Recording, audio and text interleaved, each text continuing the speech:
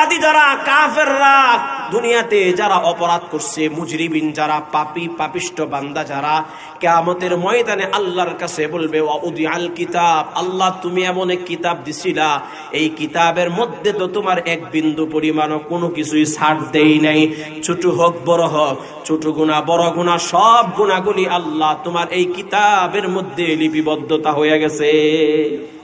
সুবহানাল্লাহ।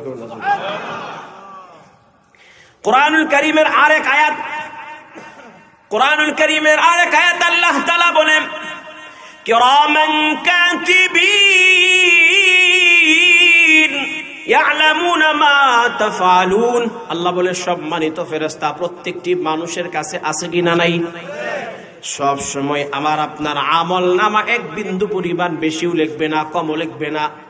আপনি যদি আলহামদুলিল্লাহ পড়েন, ভালো কাজ করেন, ভালো কাজটাই লিখবে।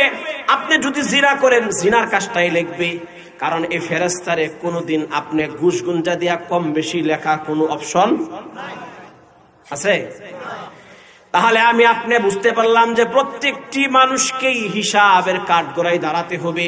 আল্লাহ বলে দুনিয়াতে হাজার হাজার কোটি কোটি টাকার মালিক ছিল অনেক মানুষ, তারা কিন্তু শিক্ষিত ছিল না।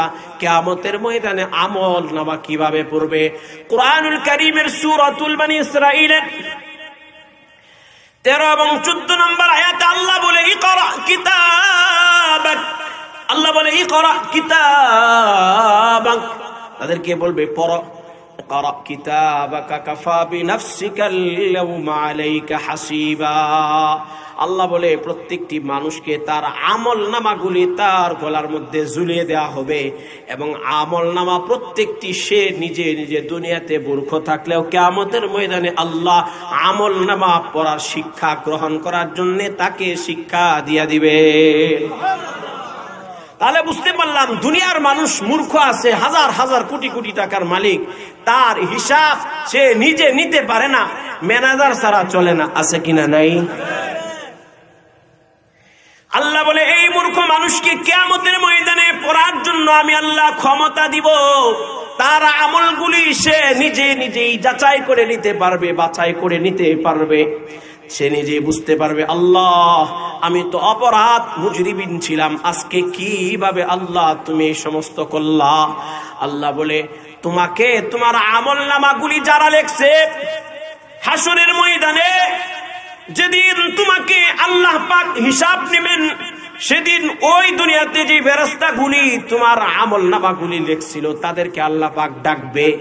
আল্লাহ পাক হাসরের ময়দানে বাতাসকে হুকুম করবেন প্রত্যেকটি মানুষকে তার আমলনামাগুলি সামনে হাজিরা দিবে। আর সাথে সাথে দুনিয়াতে যে ফেরেশতাগুলি লিখছিল ওই ফেরেশতাগুলি তার ডান হাত ধরে রাখবে, বাম হাতে তার আমলনামা থাকবে। তাহলে আমি আপনি বুঝতে পারলাম দুনিয়াতে যা কিছু করি না কেন আল্লাহর আদালতে আপনাকে হিসাব দিতে হবে। দিতে হবে না?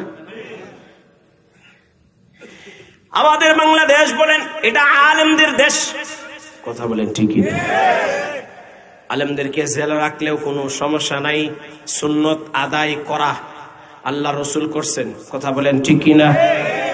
জেল আমিও কাটছি, কোনো অসুবিধা নেই। জেল আমিও কাটছি, কারণ জেল না কাটলে অনেক কিছু বোঝা হয় না। এই জন্য বলি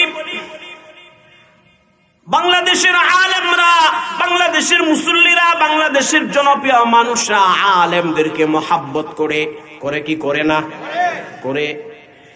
মা বাবাকে ভালো কম বাসলেও মসজিদের ইমামকে অনেক ভালোবাসে। মসজিদের ইমাম যদি বলে ও আব্দুর রহমান তুমি আজকে আমার পাশে বসে থাকবা, তোমাকে আজকে আমি কোরআন তেলাওয়াত শিখাবো, আব্দুর রহমান বলবে বসে থাকো।